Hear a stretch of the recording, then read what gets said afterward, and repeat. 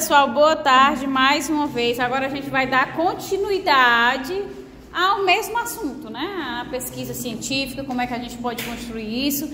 E uma coisa é fato, a maioria de vocês vai escolher uma revisão. Por quê? Porque a revisão ela é mais simples, ela é passível de ser feita nesse tempo, caso seja necessário que vocês de fato façam a pesquisa para o bloco 2. Então vai ser mais possível, né? Ela é mais alcançável. E para a gente fazer uma revisão, a gente tem que saber buscar artigos nas bases de dados. Ah, professora, só para isso, para uma revisão? Não vou, eu quero fazer um experimento, porque eu já estou tudo encaminhado, então eu vou fazer esse experimento. Não, é óbvio que no momento que tu for discutir teus resultados, construir a tua discussão, a gente faz uma discussão com o quê? Com base no que já tem no arcabouço científico. Então tu também tem que saber procurar os artigos nas bases de dados. Mas o foco principal aqui é a revisão, por quê? Porque eu vou mostrar para vocês como escolher o melhor descritor e os operadores e também as bases de dados. Então vamos lá. Então o pesquisador, quando ele precisa fazer uma busca de artigos, muitas vezes ele vai utilizar uma estratégia que a gente chama de PICOS ou PICO, que é um acrônimo para o quê? O P vai significar P de paciente, que pode ser o alvo da pesquisa, pode ser um idoso, uma criança, uma determinada doença, certo? Então, P é o alvo, certo? E por que a gente utiliza essa estratégia na maioria das vezes, né? Especificando na área da saúde? Porque é justamente quem vai utilizar aqui um paciente, por exemplo, em que tem uma intervenção e outro tipo de metodologia nesse sentido. Então é alguém da medicina, é alguém da enfermagem, é alguém da fisioterapia, é alguém da educação física, que são as áreas correlatas da saúde. Então normalmente se utiliza essa estratégia. Então primeiro se utiliza aqui, né, o P de paciente. Então você vai determinar nessa estratégia de busca quem é esse alvo da pesquisa. Em seguida vem o I, que é o I de intervenção, se é uma intervenção direta, né? Ah, eu tenho um novo método de tratar determinada doença, ou de realizar determinado exame, ou se é uma entrevista, né? Eu tenho um questionário para aplicar, ou se é uma nova metodologia de pesquisa para algo que já vem sendo aplicado comumente por uma determinada metodologia e você quer modificar. Então é a intervenção que vai ser utilizada. O C é C de comparar. Toda pesquisa deve ter um aspecto comparativo para enriquecer a discussão, certo? Toda pesquisa vai ter um controle, né? Algo, por exemplo, alguém que fez e alguém que não fez, nem sempre a gente vai ter isso, né? Mas a maioria das pesquisas você tem que buscar algo para comparar. Eu estou fazendo uma revisão, eu não tenho grupos experimentais, eu não tenho um grupo controle e o grupo que está sendo submetido à metodologia. Mas eu consigo, dentro de uma revisão, colocar os pontos de vista. E aí eu já sucinto a discussão, entendeu? Ah, então esse aqui, ele tem a opinião acerca disso de tal forma. Enquanto esse autor, ele tem uma opinião totalmente inversa. Então você compara, você vai poder construir a sua hipótese, né? Colocar a sua opinião de modo indireto na revisão, comparando esses aspectos. Seguindo vem o O é de desfecho, tá? Não é de objetivo. Então quais são as variáveis que existem na sua pesquisa e que devem ser levadas em consideração na hora de montar o quê? A metodologia, que é justamente de onde vem o T, que é o T de teste. E aí você vai observar as variáveis e a partir dessas variáveis é que você vai escolher a melhor metodologia que vai conseguir avaliar todas essas variáveis. Não adianta você escolher um método que não vai conseguir, tem que levar em conta um experimento embancado, tem que levar em conta a temperatura, a purificação e a espécie. Outro tem que levar em conta, né? Se for uma análise clínica no campo, tem que levar em conta o grupo, a idade. Então são diferentes variáveis e a partir dessas variáveis você tem que montar o teu experimento, ou seja, a tua metodologia, certo? Então estão todos conectados. E aí, utilizando essa ferramenta, montando esse aspecto, você vai, na hora que for fazer a busca de dados, conseguir trabalhos que se assemelhem, que se aproximem o máximo possível daquilo que você quer discutir e embasar o teu projeto científico, certo? Professora. Oi. Esse desfecho, em outras palavras, seria o quê? Desfecho, em outras palavras, seria definir as variáveis, como é que vai funcionar, né? O que é que eu quero que funcione no trabalho que eu quero encontrar. Então, não é funcionar, porque eu não estou encontrando A que resposta você quer chegar? Não é a que resposta eu quero chegar. É quando eu pego, eu quero buscar o artigo, eu espero encontrar naquele artigo o quê?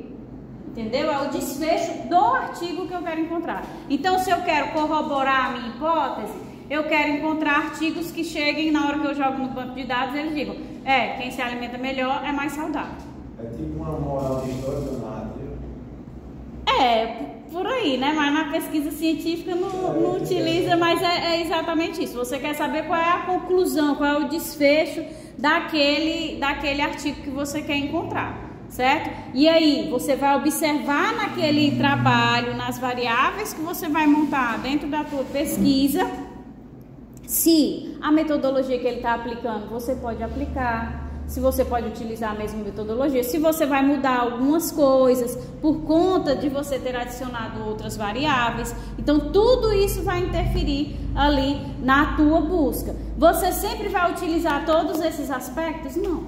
A maioria das vezes, quando a gente faz a pesquisa e quando você lê os trabalhos de revisão da área da saúde, a pessoa coloca o quê? Qual é o alvo, ou seja, o paciente, e qual é o tipo de intervenção. Então, eu quero um paciente hipertenso, e a intervenção é, sei lá, exercício físico ou a alimentação saudável. Quero saber qual é o impacto. E aí você pode, obviamente, colocar os outros pontos, porque aí vai ser, de fato, extremamente específico na tua pesquisa. Ou você pode deixar mais... Oi, tudo bem? Sou saudável. Boa tarde, professor. Boa tarde. Prazer, professor. Então, você vai, ao colocar esses outros pontos, deixar a tua pesquisa mais específica, certo? Mas a maioria das vezes se para aqui, o paciente, qual é o tipo de intervenção, porque você já consegue fazer uma correlação, uma comparação e aumentar a credibilidade da tua discussão com esse processo de pesquisa. Então, para a busca nas bases de dados, a gente tem que identificar os termos descritores, né? Que podem ser de dois tipos. O descritor controlado, então a gente busca pelo termo exclusivamente na qual ele está grafado. Por exemplo, eu sei que existe uma determinada metodologia de exercício físico que foi implementada por fulano, que é muito eficaz, sei lá, para a hipertrofia do quadríceps.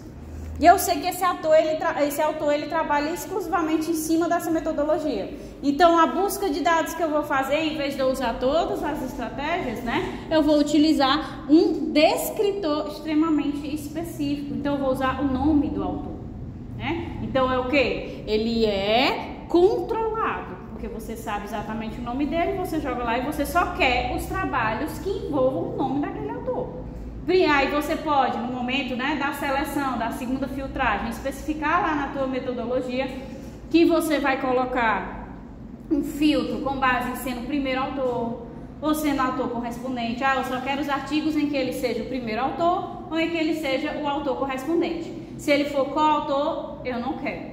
Então, você pode ir adicionando esses filtros e delimitando lá na tua metodologia. Isso quando você utiliza um descritor controlado.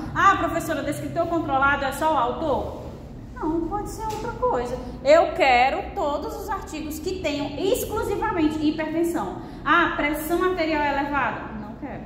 Não tem muito sentido, né? Por isso que a gente usa os descritores não controlados. Mas você pode fazer esse tipo de pesquisa. Autor correspondente é normalmente o que se coloca nos artigos como último autor, que é o orientador. Então já se sabe quando constrói um artigo e publica que o primeiro é o autor de fato, e o último foi aquele que orientou aquele estudante, certo? Esse descritor controlado é específico para o autor? Não, é isso que eu estou acabando de dizer. Não é só autor. Se eu quiser chegar, eu só quero artigos que tenham dizendo hipertensão. Então, eu posso chegar lá e colocar hipertensão. Eu não quero nenhuma derivação, nenhum sinônimo, nada diferente de hipertensão. Ah, mas tem pressão arterial elevada. Não, mas eu quero um descritor controlado. Eu só quero hipertensão. Precisa. Isso aí. Precisa colocar no Dex para ver se ele existe ou não precisa parte? Ainda vou mostrar, tá bom? E nós temos o segundo tipo, que é o descritor não controlado, que é o que a maioria utiliza, né? Até mesmo para ter um banco de dados maior, do qual fazem parte os sinônimos, as siglas, as variações, os correlatos de grafia.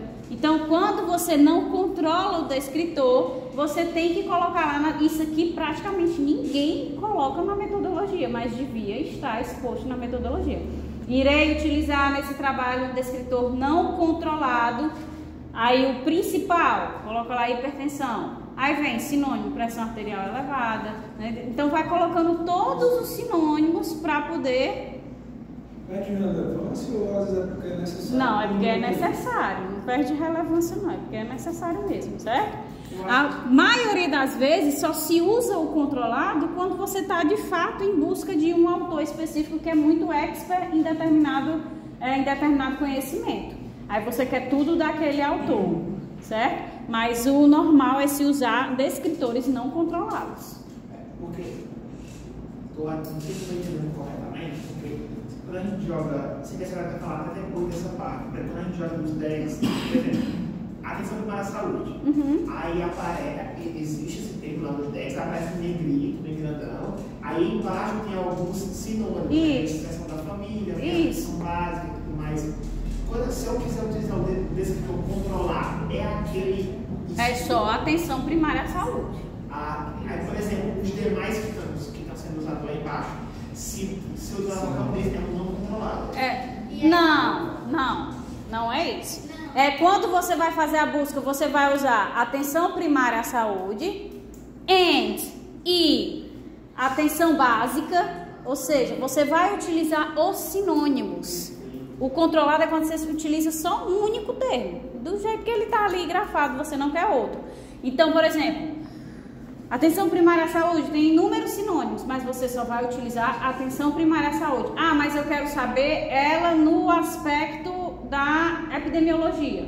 Mas você vai utilizar apenas epidemiologia. Então, você pode utilizar mais de um. O fato de usar um descritor controlado não significa que ele seja único.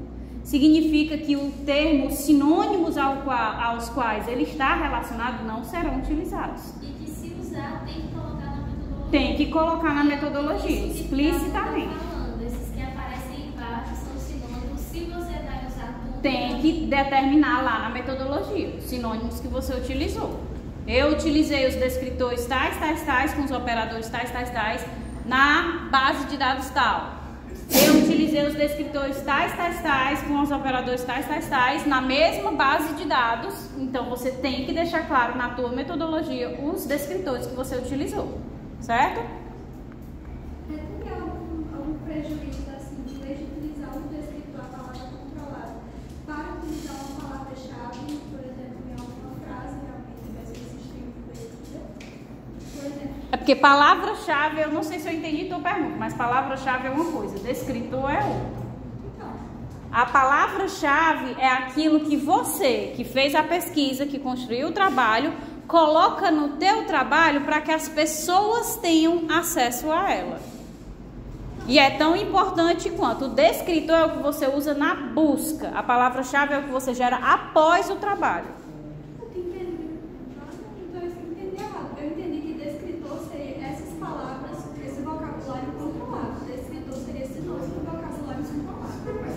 Descritor tem dois tipos, o controlado e o não controlado, certo? Tem o controlado e o não controlado. é aquele que é só ele mesmo e o não controlado é ele e o sinônimo. Isso. Faz a Embora eles palavra-chave. são base, eles são A palavra-chave também é botar no descritor, né? Tipo, Isso. palavra-chave pode estar no descritor, mas o que eu quero dizer é que o termo você utiliza. Eu coloquei a palavra-chave após eu finalizar o trabalho. E eu escolhi aquele descritor, que é uma palavra-chave, justamente para poder encontrar aquele trabalho. Entendeu?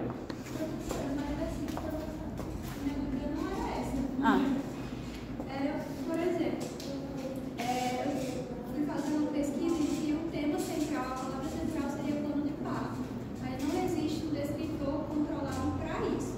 Eu utilizei para fazer o string da pesquisa o plano de parto e deu 5 artigos.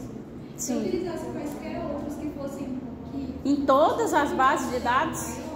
Não, utilizei na BDS.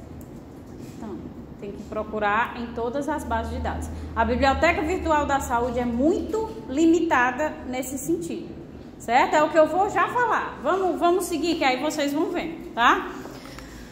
Então, vamos lá. No descritor não controlado, né, que é onde a gente pega esses sinônimos, as variações e os correlatos, a gente normalmente aplica os operadores booleanos, que é o que a gente chama, que é o AND, o OR ou NO. O AND, ele é uma combinação restritiva. Eu quero encontrar trabalhos que tenham esse termo, AND, ou seja, mais esse termo. Eu não quero trabalhos que tenham só alimentação saudável e o outro exercício físico separadamente. Eu só quero trabalhos que tenham alimentação saudável e exercício físico juntos. Então é um termo restritivo e você vai encontrar os trabalhos com ambos os termos. O OR é uma combinação aditiva. Eu quero trabalhos que tenham tanto alimentação saudável quanto exercício físico, juntos ou separados. Então ela é uma combinação aditiva, né? Porque você vai conseguir encontrar mais trabalhos.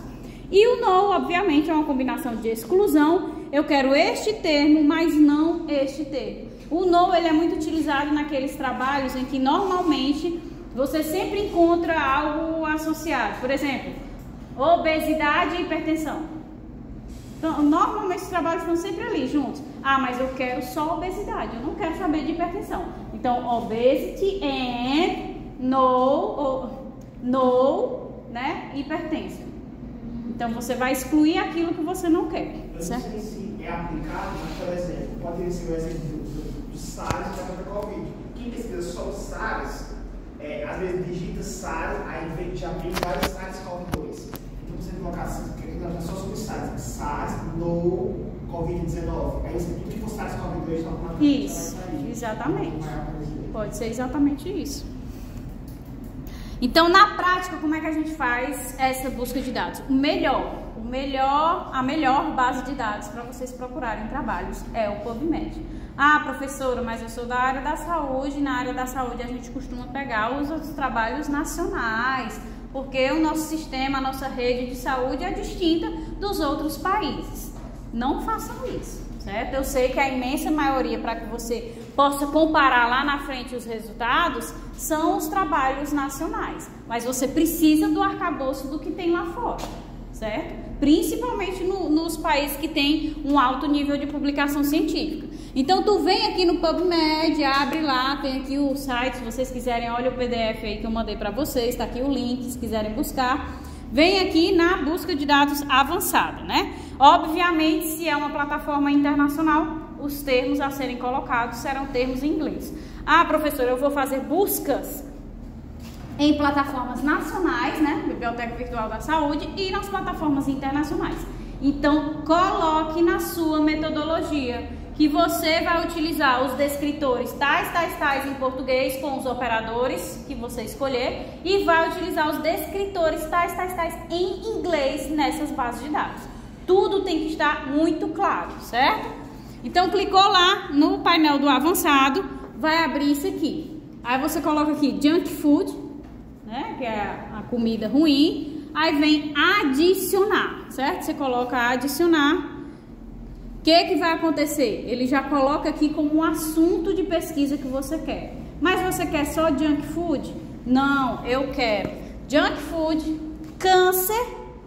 Aí eu venho o quê? Se eu quero todos os trabalhos que tenham comida ruim e câncer, significa que eu estou fazendo uma associação restritiva, né? And Então eu quero todos que tenham os dois juntos, nada de separado. Então eu venho aqui, seleciono o end. Ah, mas se eu quisesse fazer qualquer um dos dois ou eles juntos, colocaria, ó. Se eu não quisesse câncer, muitas vezes essa alimentação ruim está associada ao câncer, eu colocaria o not, certo? Então você vem e coloca end.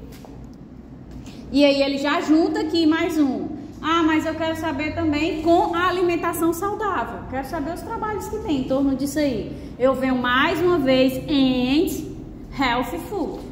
Aí vou de novo, adiciono e ele já monta a minha pesquisa. Percebam, tem cada descritor aqui entre colchetes e o and, que é o operador restritivo, para juntar eles. Eu só quero os trabalhos que tenham esses três termos. E aí, obviamente, eu vou vir em pesquisar, certo? Fiz a pesquisa, aí chegou aqui na página que o PubMed dá, eu tenho 50 resultados, certo? Tenho 50 resultados. 50 resultados não é muito. 50 resultados é pouco, tá? Bem pouco. Na época que eu procurava artigo nas minhas coisas é de mais de 2.000, tá? Então 50 resultados é pouco, mas vamos supor, né, que seja muito, tá bom? Então você pode ainda, né, aqui, né, ele normalmente mostra 5 artigos por página, certo? Então você pode clicar aqui nessa região por página e colocar 50 por página e ele já mostra todos, já que deu 50 resultados. Mas isso aí é só a questão de você mesmo, do que você gosta, né? Você quer ficar passando as páginas ou não. E você... Oi? Se a gente está fazendo, por exemplo, uma pesquisa dessa, e aí a gente percebe que ficou muitos artigos, aí a gente adiciona um end para restringir. É interessante adicionar essa história na escrita. Sim. Você contar que fez uma pesquisa anterior, deu muito, e aí você adicionou Não. Você conta o final. Só o final. Você viu que foi artigo demais? Aí você pode ou mudar os teus descritores e os operadores, ou você pode adicionar na tua metodologia mais filtros. Então eu começo, deu 50 resultados, vamos supor que é muito. Então eu quero aquilo que seja gratuito. Então você seleciona, eu quero que é gratuito. Aí tem vários tipos de testes, né? Tem meta-análise, tem ensaio clínico. Então você pode restringir com esses filtros. Você pode restringir ao tempo. Isso aqui são todos. Então não, eu só quero dos últimos 10 anos.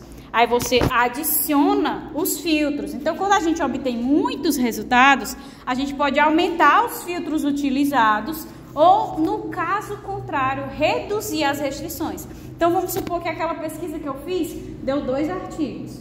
Então, em vez da gente ficar usando o restritivo end, eu mudo o operador com o, que já vai ser aditivo. E isso pode aumentar o arcabouço dos trabalhos que eu vou conseguir, certo?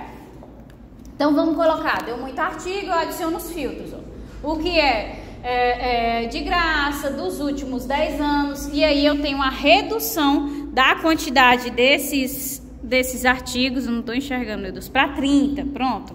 Aí reduziu os resultados para 30 resultados. Pronto, tá resolvido, consegui 30 artigos, tá ótimo, 30 artigos, vou desenvolver em cima disso aí. Não, porque todos esses artigos vão fomentar aquilo que tu quer construir? Não, então tu precisa fazer o quê? Uma segunda, é o que a gente chama de segunda seleção ou segunda filtragem. Então, tem os filtros iniciais dos descritores, dos operadores, esses filtros aqui gerais. E a segunda filtragem é quando tu vai selecionar os trabalhos que você realmente quer. Então, o que você vai fazer? Você vai vir aqui e vai ler o abstract, né? Vai ler o resumo ou o título. Ah, eu não quero selecionar os artigos que eu vou trabalhar por título e resumo. Eu quero selecionar por título e conclusão. Então, você coloca na sua metodologia dos artigos encontrados, os que foram selecionados para a construção desse trabalho, foram selecionados com base no título e no resumo, ou no título e na conclusão. Ou existem pessoas que selecionam somente com resumo, ou somente com título. Mas você tem que especificar na tua metodologia os critérios de seleção que você utilizou, certo? Então vamos lá, outra ferramenta que pode ser utilizada é o pico, né, da nossa estratégia Medline, que é uma ferramenta do próprio PubMed. Só que o que foi que a gente viu no Pico? Que ele é focado na área da saúde. Por quê? Porque ele tem aqui o paciente ou a condição médica, tem o tipo de intervenção, que não dá para enxergar de jeito nenhum, mas no PDF tá. Então tem aqui todos os termos do Pico. Percebam, o C de comparação, o O do desfecho, né, do que você espera encontrar nos resultados daquele trabalho, o T do tipo de experimento, do teste, são opcionais nessa estratégia de busca. Então, a maioria das vezes nós utilizamos aqui o P de paciente, quem é o alvo, e utilizamos o I do tipo de intervenção. Então, aqui a gente pode colocar mais de um descritor, certo? No patient, no P da estratégia de PICOS. E aí a gente colocou aqui, como eu posso, junk food and cancer, né? Então, eu coloquei o operador restritivo, eu quero os trabalhos que tenham como alvo aqueles que tiveram câncer associado a uma alimentação ruim, e aí coloco o tipo de intervenção, aqueles que melhoraram da doença devido a uma healthy food, uma alimentação saudável, que é o tipo de intervenção que eu apliquei. E aí eu faço a busca, né? Vou submeter através dessa ferramenta. Lembro mais uma vez, se é uma ferramenta internacional, os termos que devem ser utilizados são em inglês. Então, você vem aqui, te deu 50 resultados. Aí, o que é que você pensa? Ah, professora, 50 resultados. Se é uma ferramenta do PubMed, são os mesmos artigos que o PubMed me deu lá. Não é, tá? Existem artigos que só são depositados na base de dados do Medline e outros que são depositados na base de dados mais ampla, que é o PubMed. Então, se você olhar aqui a sequência, os artigos não são os mesmos. Podem ter artigos iguais? Podem ter artigos iguais, mas não são, na maioria, os mesmos artigos que são gerados lá no PubMed. Então, a Medline é como se fosse uma base de dados dentro de... base. Exatamente. Então, o que é que a gente constata nisso, né? A gente, da mesma forma, vai fazer a seleção desses artigos. Percebam que com essa estratégia, como a gente já está utilizando uma estratégia, eu não preciso adicionar mais filtros, né? No caso lá do PubMed, como a gente só utilizou os descritores e os operadores, eu utilizei os filtros do período, né? Os últimos 10 anos, o que seja de graça. Como o Pico, né, do Medline, ele já é uma estratégia, a gente não utiliza outros filtros. A gente vai definir isso lá no momento em que a gente escolhe o P e o I de intervenção. Então tá aqui, tô vendo os títulos, nada tá me interessando, eu venho aqui que meio que me interessa, abro o abstract e confiro se de fato esse trabalho vai me interessar. E aí eu seleciono esse que é o nosso processo da segunda filtragem. Então vamos lá. Não se pode buscar por literatura usando uma única estratégia. Então, isso é muito frequente, por exemplo, na busca por autores. Ah, tem um cara da medicina que ele é o expert em Alzheimer. Então, eu quero todos os artigos desse autor, porque ele só publica artigo relacionado ao Alzheimer e eu quero tudo que ele publicou. Se você jogar o nome dele e restringir lá no banco de dados, onde tem descritores no PubMed, em vez de botar descritores, você bota autor. E aí você coloca o nome do autor. Não irão aparecer todos os trabalhos que ele publicou. Então, a gente não pode utilizar como base de pesquisa uma única plataforma, que foi o que eu falei. Você tem que utilizar várias. Por quê? Porque você tem que esgotar as possibilidades de enriquecer o teu trabalho. Então, utilizou o PubMed, utilizou o Medline e todos os outros que eu vou mostrar aqui, certo? Então, não usa apenas um banco de dados. Eu tinha visto em algumas aulas que alguns bases são mais específicas para algumas determinadas áreas do conhecimento. Aí, a senhora poderia falar um pouco sobre uma especialidade da PubMed e outras bases específicas, como a Cielo? Áreas da saúde utilizam normalmente o Medline, o Lilacs, Cielo, certo? Mas eu não acho que já vem há tantos anos fazendo essa restrição que eu não concordo, entendeu? É diferente. A maioria usa esses 3, mas eu não concordo. Eu acho que você deve utilizar todas as ferramentas disponíveis, entendeu? O acadêmico, em algum momento, posso utilizar? Pode, claro que pode. Existem vários artigos que você, se você procurar pelos termos lá, ele vai te dar os artigos. Se o artigo vai ser de graça ou não, aí é outra conversa, tá entendendo? Mas, digamos, não diminuir a pesquisa por colocar o como das facilidades. Não. A maioria das revisões a nível de monografia, né, e tal, utiliza o Google Acadêmico. Mas tem como, Sim. se o Google Acadêmico direcionar para o Cielo, você tem que... Aí você tem que tomar cuidado. Você tem que utilizar os filtros. Porque aí quando você for construir a tua tabela na metodologia, quando eu fiz essa busca no PubMed, eu obtive como resultado tantos artigos. Quando eu fiz essa busca no Lilacs, eu tive como resultado tantos artigos. E aí, quando eu fiz essa busca no Google Acadêmico, eu obtive, se você não tomar esse cuidado, você não vai estar fornecendo para quem está lendo o teu trabalho a numeração correta. Porque já vai ter os trabalhos que você viu anteriormente. Então, tem que utilizar os filtros, certo? Ele me direcionou para a página da Cielo, me direcionou para o PubMed. Então, eu já peguei. Porque os descritores e os operadores usados foram os mesmos, certo? Existe uma restrição, ao invés de utilizarem termos, utilizarem frases para procurar trabalhos no programa? Existe alguma restrição em relação a isso? Restrição não. Normalmente, se ele não encontrar, obviamente, a frase completa, que é muito difícil, né? Ele vai pegar termos. Porque, por exemplo, eu estou pesquisando primeiro exemplo de primário. Aí, sei lá, eu digito a importância da primeira saúde em municípios brasileiros. É errado, isso aqui seria o que eu mudei para palavra-chave? Existe uma diferença. Por exemplo, eu trabalho com pesquisa experimental, seja em sílico ou não, certo? É experimental. Então, eu não utilizo isso. Eu chego, eu jogo no Google o que eu quero encontrar e ele me bota todos os artigos de todas as plataformas e eu vou escolhendo com base nisso. Por quê? Porque eu quero artigos para discutir os meus resultados.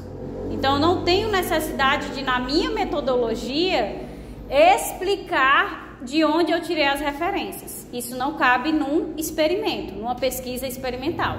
Agora, se você está fazendo uma revisão, que é o que a maioria com certeza vai escolher, você tem que especificar isso. E aí, se tu pegar e escolher um descritor, uma frase, vão te massacrar. Entendeu? Isso que eu tô querendo não, se for uma revisão e você escolher uma frase, vão te massacrar. Então, mesmo no Google Acadêmico, tem que colocar os descritores. Os descritores, exatamente. Exatamente. Eu vou mostrar, acho que lá no final. Exatamente, vou mostrar no final. Eu só queria saber, doutora, o porquê que é errado, o motivo do massacre de usar uma frase para esse tipo de pesquisa. Porque assim, eu sempre vejo um massacre acontecendo, eu nunca ouço um massacre. Você poderia explicar, por favor? É porque quando você usa um termo mais curto, um descritor mais curto, a ferramenta, né, a internet, qualquer plataforma que você utilizar, encontra os sinônimos, não é um descritor não controlado que a maioria das pessoas utiliza, ela encontra um sinônimo, uma sigla, uma variável muito mais facilmente. Quando você utiliza uma frase completa, para que ele encontre algo relacionado, primeiro vai ser muito mais difícil. Então, o que é que podem abordar quando estiverem corrigindo a tua metodologia? Você disse aqui que encontrou apenas 30 artigos para construir tua revisão, mas foi por conta da palavra que você, do descritor que você usou.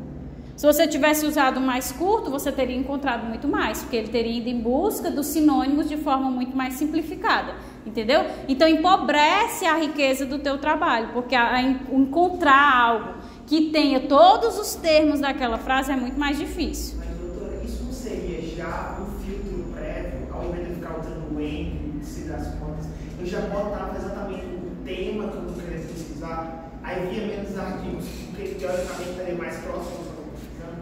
Não, porque quando você não utiliza os operadores, o sistema, o algoritmo das plataformas não consegue fazer essa compreensão do sinônimo de uma frase inteira, entendeu?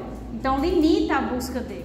O algoritmo, ele é todos esses, é excelente, é óbvio que é excelente, mas ele é limitado. A partir do momento que você aumenta, que você complica a matriz do algoritmo, ele não vai conseguir te dar os melhores resultados, entendeu? A plataforma para os artigos em inglês, né? Essa internacional. Tem alguma outra plataforma que a gente possa traduzir ou como faz? Para traduzir? Sim. Ou Não, era para vocês saberem inglês é influente já. Mas tem artigo só em inglês também. O quê? Tem. Estão fazendo de novo, né, o inglês. Então vamos lá, ó. Continuando. Opa, faz tempo que o bichinho tá com o dedo levantado. Né? Diferenciar artigos pagos, dá muito burocracia. Tem que apresentar nota fiscal. Não. A minha tese tem 1 milhão de artigos pagos. Ninguém vai vir, é óbvio, se alguém for, né, atrás, né, lhe questionar o artigo tal, o autor, ó, esse meu artigo está no seu trabalho e a revista diz que você não comprou e não sei o que, como é que é? Aí realmente pode dar, mas não vai acontecer. Não vai acontecer. Ninguém faz isso não vai acontecer, tá? Aí eu vou já falar sobre isso com vocês. Você conseguiu não sair, Continuando, outro banco de dados é o Lilacs, né, que é latino-americano. Você vai pegar os países latino-americanos, você abre também lá a página e vai vir lá no ponto avançado, certo? Pesquisa avançada. É porque eu esqueci de tirar o print inicial, mas abre a página de uma pesquisa normal por qualquer coisa que tenha nessa base de dados, mas tem lá logo embaixo do search normal tem pesquisa avançada. Você clica e vai abrir essa página. Aqui no campo você vai poder escolher o que é que você quer encontrar. Eu quero encontrar o autor, eu quero encontrar descritores, eu quero encontrar palavras-chave. Então percebam aqui, ó, já para vocês fazerem esse link. Aqui tem palavras e aqui tem descritores, esse que está coberto pelo amarelo. Você quer encontrar descritores ou você quer encontrar palavras-chave? Você quer encontrar palavras-chave, porque os trabalhos que foram publicados, a pessoa escreveu lá o resumo e colocou logo embaixo o quê? Keywords, né? As palavras-chave. Então você quer encontrar os trabalhos que já estão prontos, que já estão preparados, certo? E descritores são palavras pré-estabelecidas, né? Tipo assim, isso, lista já de tem, existentes. Exatamente. Aí tem o dessa negativa de caixa nessa lista. Vamos já chegar lá. Por exemplo, eu já vi algumas bancas, como eu senti no líder do evento, aí a pessoa colocou as palavras-chave e tal. Aí disse, ei, esse termo aí eu não encontrei no Dex não. A pessoa fica bota de nervosa e tudo. Porque ela não procurou, porque não fez a pesquisa, porque principalmente revisão.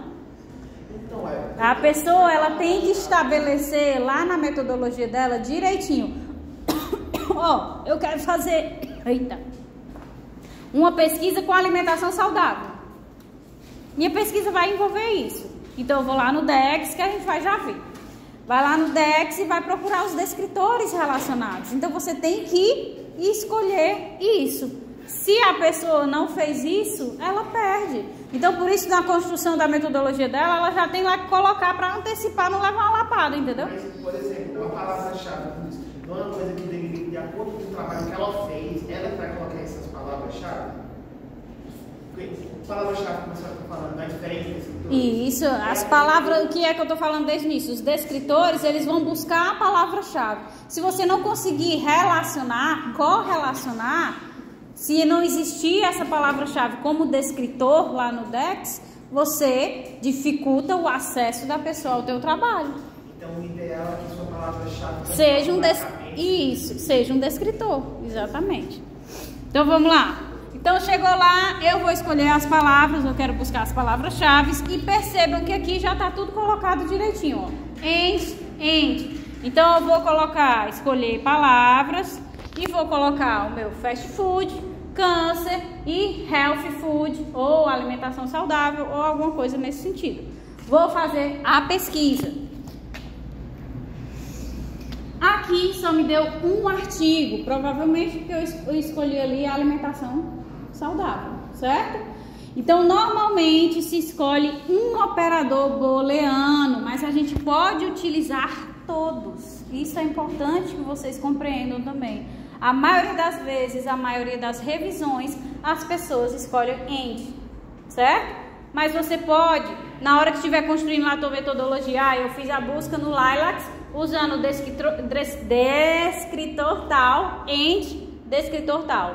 E também fiz a mesma busca no Lilacs, utilizando descritor tal, ou descritor tal. Você pode fazer isso. Você só precisa especificar na tua metodologia que você fez isso, certo? Tem que deixar claro.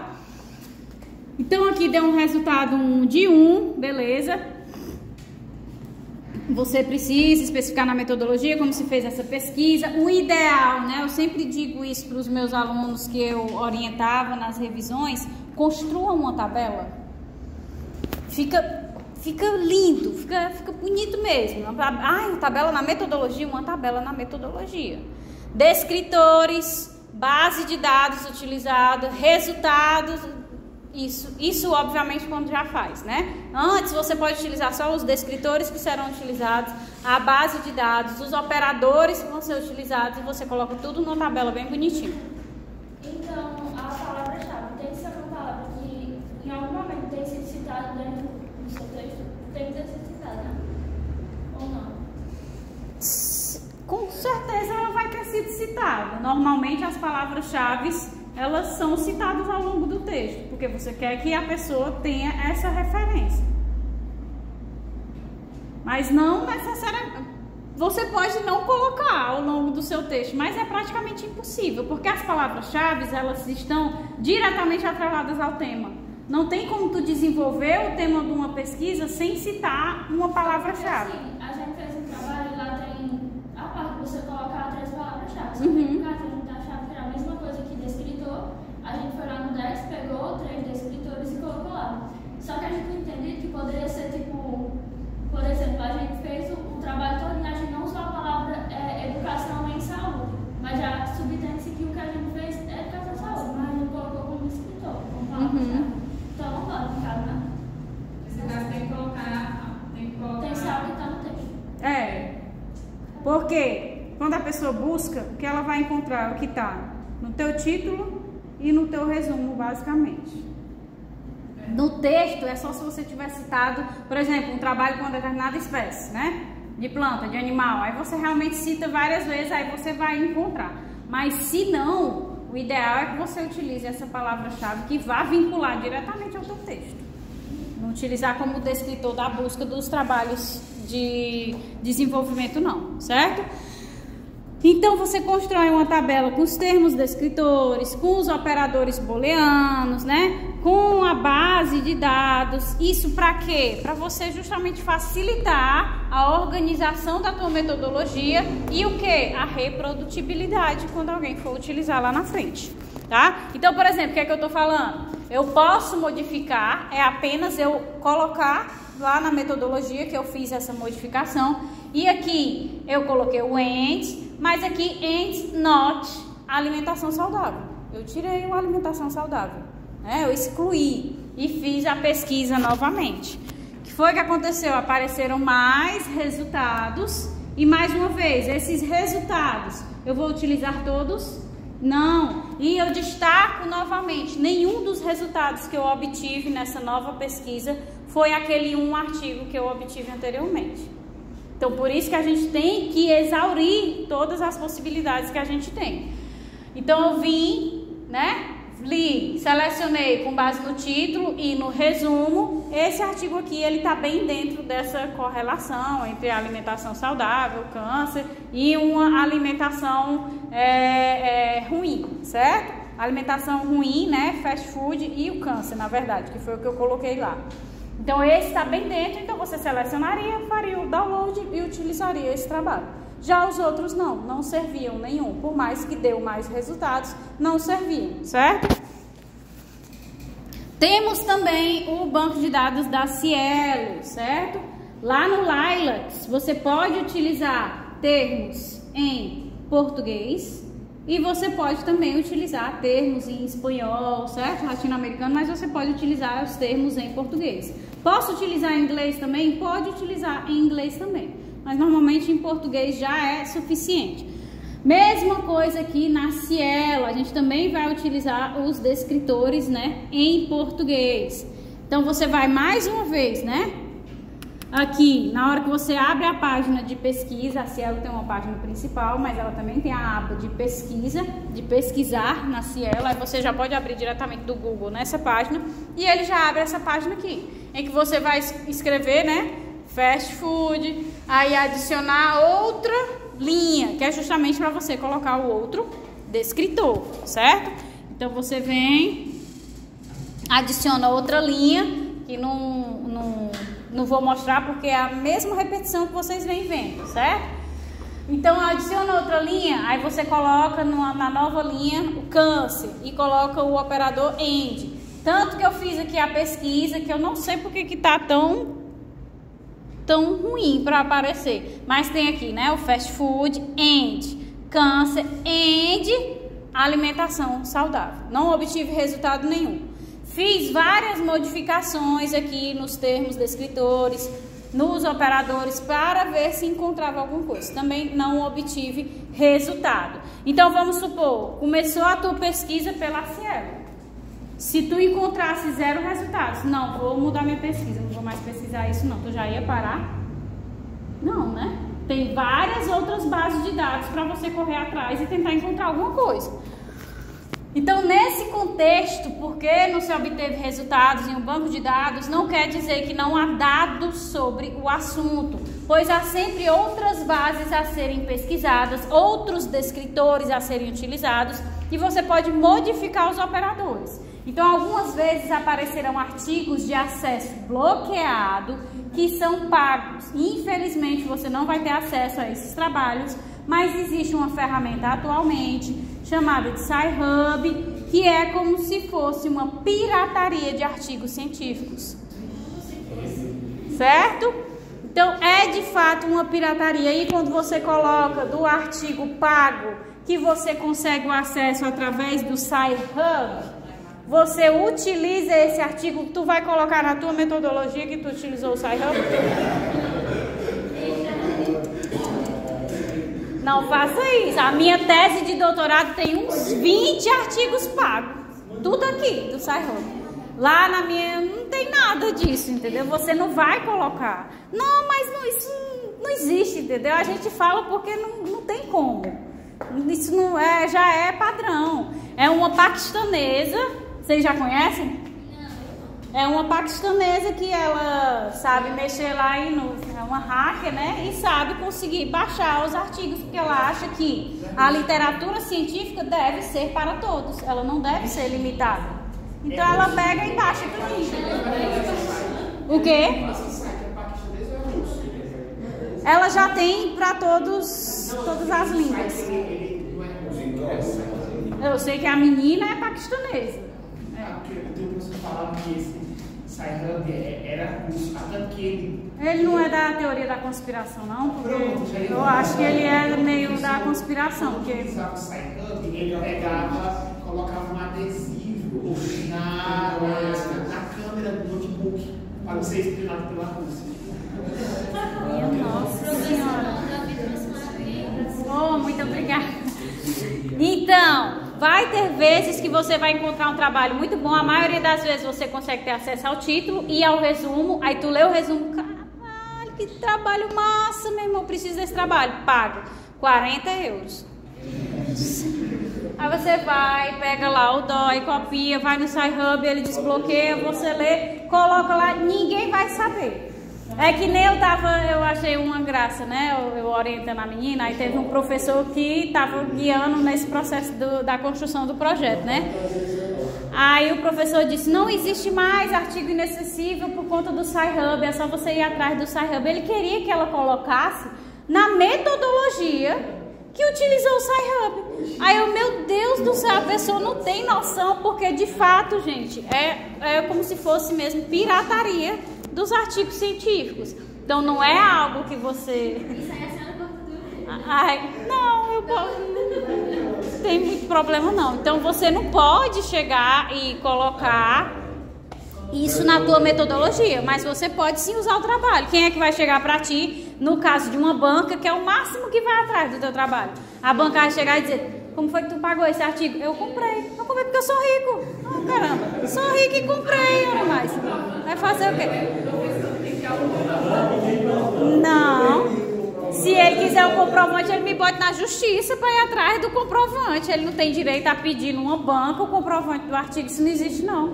Ele vai botar aí e não vai. Né, não. Uma dúvida que eu sempre tive em relação ao DOI. Por quê? Quando a gente vai colocar algum trabalho da gente publicado em jornais, nos curriculares, aí pede o DOI. Isso. Eu sempre entendia como o DOI, como se fosse um link do trabalho tá. Mas eu ponho lá e assim, o código do DOI está inválido, mesmo que tenha sido um link específico dos anais. O que é o DOI? O DOI, ele é um código específico que não é um link para o trabalho, não. Ele é um código do mundo científico em que o teu trabalho é reconhecido em todo lugar. E eu duvido muito que um trabalho publicado em anais tenha um DOI internacional, entendeu? Porque é algo é um identificador internacional. Ele pode ter um código, né? Pode ter a pessoa quis fazer o evento e aí fez um DOI, mas a nível nacional. Internacional não tem perigo. Só o ISBN. E aí o CNPq, ele pede o identificador internacional. Ele não reconhece esses nacionais. Eu também já fui para um congresso de biotecnologia há muitos anos que eu publiquei 2 trabalhos. E também gerou o DOI, foi publicado na revista, né? Só que a nível nacional. Quando eu jogo no Lattes, ele lê, ele não lê.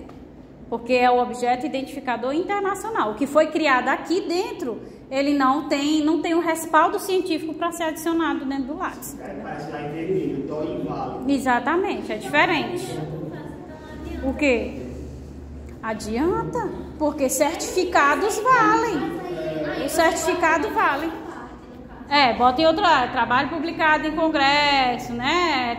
Apresentação de trabalho, coloca em outra parte. Porque essa parte de trabalho publicado em jornais não deixa de você fazer o registro por não ter o DOI. Só quando você vai registrar o DOI, não aceita. Você coloca só coloca em outro canto. Exatamente, coloca em outro canto.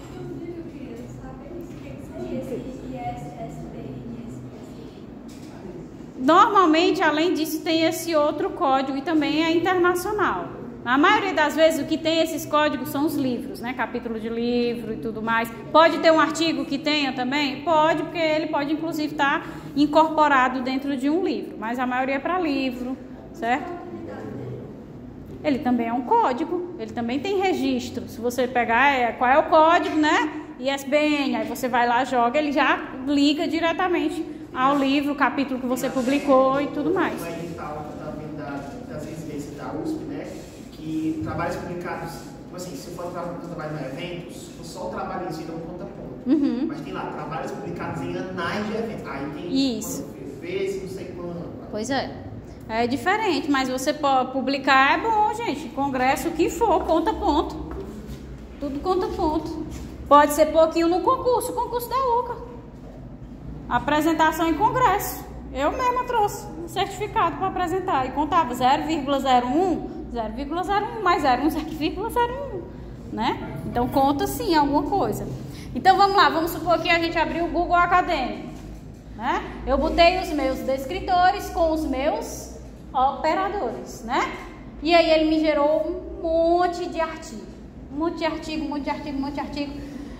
E eu cheguei no título desse trabalho aqui, achei super interessante. Abri. Vamos supor... Opa, não passei, desculpa. Essa página aqui é o passo.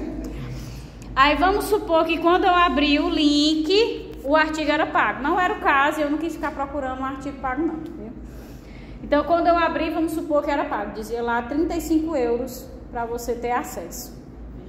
Aí eu, vixe Maria, todo artigo que está lá nos sites, nas plataformas, seja ele pago ou não, ele vai ter o DOI dele, o código dele. Então o que é que tu faz? Tu copia o DOI desse artigo, Aí tu vai lá no Google, digita Sci-Hub, entra, aí vai abrir essa página desse jeitinho aqui. O que é que tu faz? Tu cola o DOI aqui, aperta abrir, e imediatamente ele vai lá e pum, te dá o artigo que tu teria que pagar, ele já te dá de graça.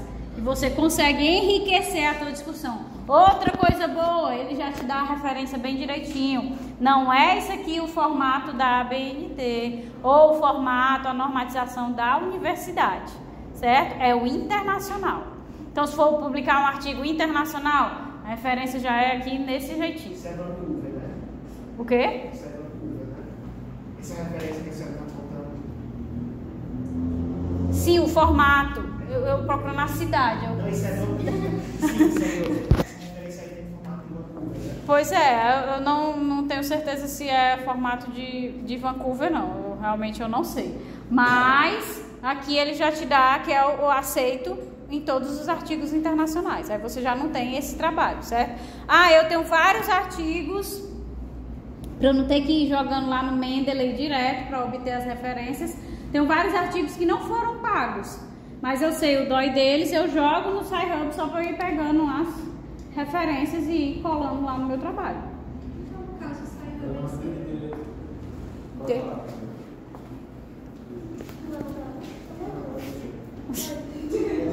Pau ímpar, vamos lá. Eu não entendi como é que pega esse DOI. Tipo, eu vi que estava no artigo, mas ele fica Pronto, você botou lá no Google Acadêmico os teus descritores e ele deu um monte de trabalho. Pelo título, tu abriu um determinado link de trabalho que tu achou que seria interessante. Aí você abriu, olhou lá e quando você vai vendo em toda página de artigo, vai ter o DOI desse artigo. Por quê? Porque por mais que ele não esteja o texto completo disponível, ele tem que apresentar para quem está vendo o código dele, para mostrar que ele é um trabalho respaldado internacionalmente. Então vai ter o título, vai ter o resumo, os autores e vai ter lá o DOI. Então toda página, se é mais lá em cima, se é na lateral, se é lá embaixo, vai ter o DOI desse artigo, certo? Só procurar. Então, no caso, o Sci-Hub ele seria mais voltado para os estudos relacionados ao tema em si e para cumprir aspectos implícitos da sua metodologia, mas, por exemplo, para uma revisão de literatura já não seria utilizado de jeito nenhum. Pode ser sim. Só Só não conta. E quando você for colocar os filtros, em vez de você dizer, eu coloquei como filtro só os trabalhos gratuitos. Não diz isso não. Diz que colocou os gratuitos e os pagos também. Diz que usou os dois. Aí quem é que vai dizer, ah, você comprou, eu comprei, porque eu sou rica. Eu tenho dinheiro. Ele vai roubar da base de dados, entendeu? Pois é. Tu só muda o filtro, que a maioria das vezes a pessoa os trabalhos gratuitos. E mesmo assim, se tu colocar que selecionou os gratuitos, eu quero se procurar, vou dizer que é um professor bem escroto, viu? Porque se ele pegar o título do trabalho, eu vou botar aqui, vou ver esse artigo aqui é pago, não tá lá na plataforma Sucupira, eu vi que ele é pago. Como foi que você teve? Ah, pelo amor de Deus. Não tem filho, não tem mais nada para fazer na vida. Para fazer um negócio desse não tem condições, tá entendendo? Então é botar. Aí, se você quiser especificar que utilizou os pagos e os gratuitos, aí você diz. Se a banca questionar, pago, porque é extremamente difícil, né? A pessoa botar que vai utilizar os pagos. Aí ele já vai logo se horrorizar, porque o professor é pobre, né? Aí você utilizou o pago, aí você diz sim, pago, porque eu sou rica. Se você não é, o problema é seu, mas eu sou. Entendeu? Mas, gente, tudo pela pesquisa, exatamente.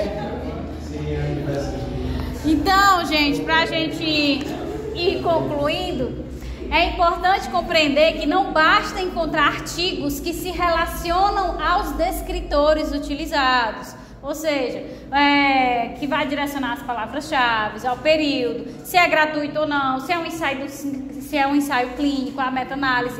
Eles precisam também responder ao interesse da pesquisa. Não fique completamente limitado aos teus descritores. Ai, não achei nada. Então não tem nada. Não vai mudando, vai se adaptando, utiliza outros filtros. Em vez de utilizar de 10 anos para cá, bota 20 anos para cá para ver se aparece alguma coisa. Vá se adaptando. Todo pesquisador tem que ter essa capacidade de se adaptar. Então, para isso, critérios de seleção também devem ser estabelecidos. Isso aqui é para a nossa segunda filtragem, nossa segunda seleção, que podem ser com base no título e no resumo, ou no título e na conclusão. Depende de você, da sua escolha. Oi. Se for colocado de 20 anos, né? Mas aí na conclusão você vai dizer, ó, só tem artigo que vai precisar atualizar uns estudos tipo isso. Tipo isso, exatamente. Mas normalmente a pessoa não usa não, ela muda logo o foco da pesquisa, sabe? Procurei, utilizei um monte de descritor, um monte de operador, troquei de tudo quanto foi jeito e não achei o que eu queria. Aí, em vez dela abrir o filtro para 20 anos, ela muda logo o tema da pesquisa. É melhor, sabe? Porque é muito... Quando a gente pega esse tipo de pesquisa, né, que a pessoa abre demais em questão de tempo, já vem logo o pessoal cai matando em cima. Mas esse período tá desatualizado, não sei o que, não tem inovação. Aí a pessoa começa a criticar. É melhor trocar logo o tema. Mas, por exemplo, a revisão do escopo, o ideal não seria assim? O quê?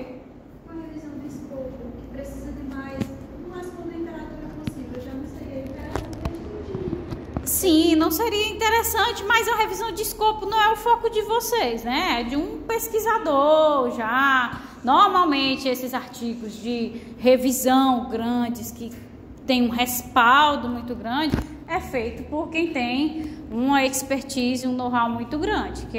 Mas vocês acho que podem ficar mais naquela revisão mais simples. Não acho que cabe a vocês fazer uma revisão de escopo dessa magnitude, não. Tá entendendo?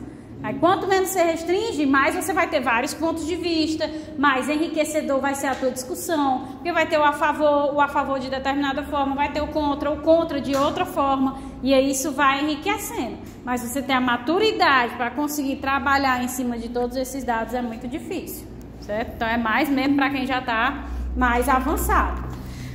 Então, todos esses filtros, desde a filtragem inicial, que são os descritores e os operadores, até essa última final, que é a seleção com base no título, no resumo, na conclusão, devem estar claramente expostos na metodologia.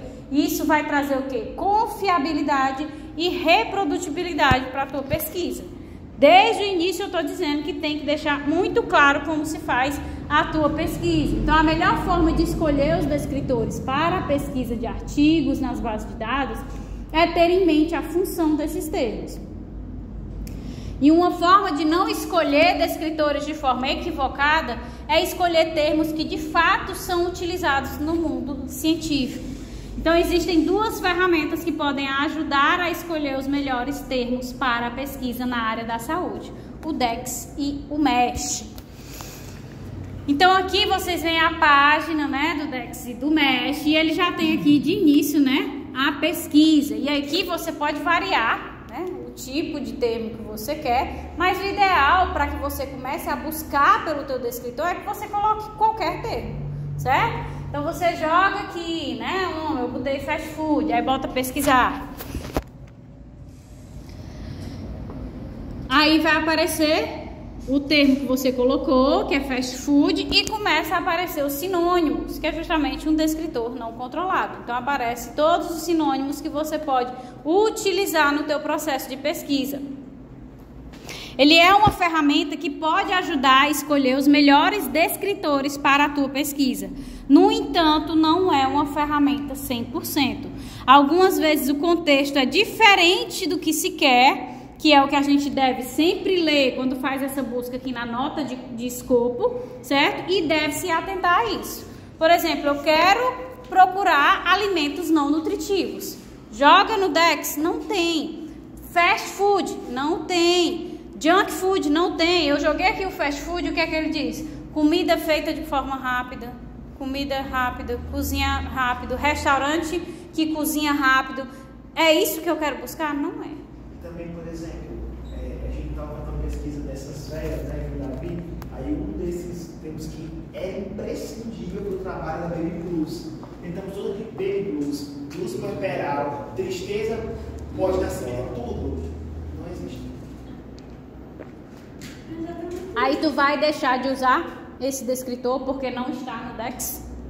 A gente pesquisou depressão pós-parto que existe, aí os trabalhos para depressão pós-parto, muitos deles citavam, falavam do Baby Blues também. Mas o Baby Blues em si, Blues puerperal ou afins, não. Pois é. Aí se na hora, como você colocou lá o exemplo, se na hora o cara da banca fala uma besteira dessa, né? Ah, eu coloquei lá no DEX e não tinha. Meu senhor, pelo amor de Deus, você como pesquisador não sabe a prevalência do Baby Blues, não? Pelo amor, pode usar algo que não esteja no DEX. Eu quero algo relacionado ao Baby Blues. Se eu conseguir encontrar aí com depressão pós-parto e tudo mais, ok. Mas nem sempre você vai encontrar nem a correlação. Então você pode usar o seu. Mas precisa botar na metodologia? Tem que botar que não tinha no DEX? Você pode colocar. Pode colocar. Isso na metodologia não de um projeto, né? Porque o projeto você vai desenvolver. Você vai usar o descritor. Quando você for já aplicar, é que você coloca. Não foi identificado o descritor, então nós modificamos para o descritor tal. Entendeu? Mas nem sempre vai ser o descritor. Ai, tá lindo ali no DEX. Não tá. Então você tem que utilizar aquilo que você tem na sua mão. Mas aí, por exemplo, não ser um vocabulário controlado pode prejudicar, por exemplo, se uma pessoa for replicar essa minha pesquisa, ela pode achar resultados diferentes? Não, porque ela vai utilizar o mesmo descritor que eu criei, entendeu? Vai ser diferente se ela utilizar outro, mas se ela usar exatamente o que eu fiz, tem reprodutibilidade, entendeu? Mas é porque eu tinha feito uma pesquisa com uma pessoa, aí a situação foi um pouquinho diferente, mas a gente colocou o período de tempo até o final desse ano. Aí a gente achou 219 artigos. Aí a gente colocou de novo a mesma pesquisa para a data que a gente tinha colocado, mas foram só 218. Então eu fiquei, será que seria algum pormenor que poderia prejudicar a pesquisa da mesma forma? Não, alguma coisa aconteceu. Ou vocês fizeram alguma coisa minimamente diferente, um plural, um singular, ou o artigo foi excluído. Porque existe essa possibilidade, gente, da gente publicar um artigo e vir uma pessoa aí refutar. Ó, essa metodologia aqui, ó. Presta não, isso aqui, ó, é plágio. Eu tenho um artigo igual, tá aqui, plágio. Foi publicar, acontece. Como é que o revisor que está lá analisando o artigo vai ficar perdendo tempo olhando plágio? Não vai. Eles jogam na ferramenta geral, a revista. O CopySpider é péssimo. Ele não detecta muito plágio, não. Diz uma boa? O Google. O Google. Joga lá, frase por frase no Google. Não, mas por exemplo, o CopySpider, eu acho que também assim, quando a gente utiliza ele, utilizou em 2016, era melhor que o Google, em termos de detectar plágio, detectar 3, quando tinha... Hoje, né, não, ó, vou te dar o exemplo do semestre passado, que eu estava na biologia. Joguei no CopySpider, o aceito é até 3%, né? Não, deu 2,8% de plágio, ó, tranquilo. Peguei um parágrafo, joguei no Google, idêntico. Mas será que foi coincidência desse exatamente parágrafo foi coincidência? Não, tinha vários. Tinha vários. Tem uma específica no Google ou jogar no Google normal? Jogar no Google normal. Porque assim, às vezes até a gente tá escrevendo alguma coisa e você tenta mudar, adaptar, mas aí eu ainda fico, será se eu tô ainda plagiando? Aí o que foi que a gente fez? Disse para os estudantes, jogue parágrafo por parágrafo no Google. Se não der nada, mas eu já joguei o arquivo no CopySpider todo, não interessa. Jogue parágrafo por parágrafo no Google. Aí você vai ter certeza. Se você de fato não está plagiando, entendeu? Então pode ter acontecido uma questão dessa, ou então alguma coisinha mínima que vocês não perceberam que mudou. Mas, por exemplo, se você cita um livro, o Google vai pegar mesmo assim aquele livro? Porque, tipo, vai? Se você faz, veja a diferença. Citação direta é uma coisa. No livro tal, fulano diz que a mitocôndria, abre aspas, é isso. Aí você pode fazer tal qual está no livro, que é uma citação direta. A partir do momento que você escolhe a citação indireta, não pode. Você tem que mudar. Se você escolheu a indireta, você tem que modificar. Certo? Então, pessoal, compreendido, tranquilo?